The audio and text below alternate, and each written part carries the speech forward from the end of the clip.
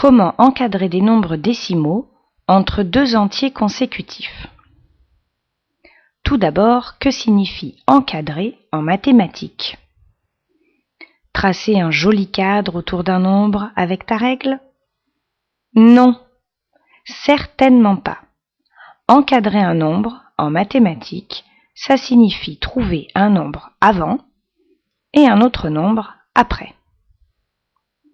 Si on te demande d'encadrer entre deux nombres entiers consécutifs, ça veut dire entre deux nombres entiers qui se suivent.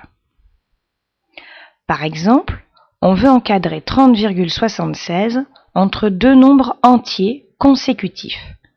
Puisqu'on cherche des nombres entiers, on considère la partie entière du nombre. Ce sera le nombre précédent.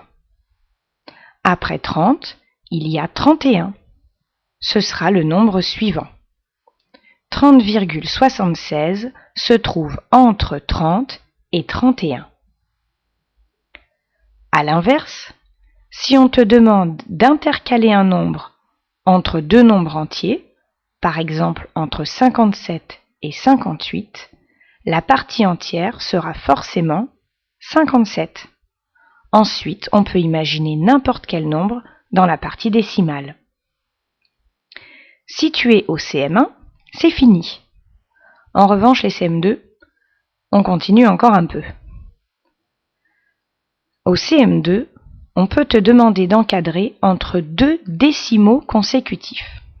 Dans ce cas, on va te préciser quel rang. Par exemple, on te demande d'encadrer 30,76 au dixième. On va donc aller jusqu'au dixième. Ce sera le nombre décimal précédent. Après 30,7, il y a 30,8. Ce sera le nombre suivant. Les deux nombres qu'on a trouvés ont un seul chiffre après la virgule, on a encadré au dixième. Si on te demande d'encadrer au centième, dans ce cas, il faut aller jusqu'au centième. Ce sera le nombre décimal précédent. Après 3,76, il y a 3,77.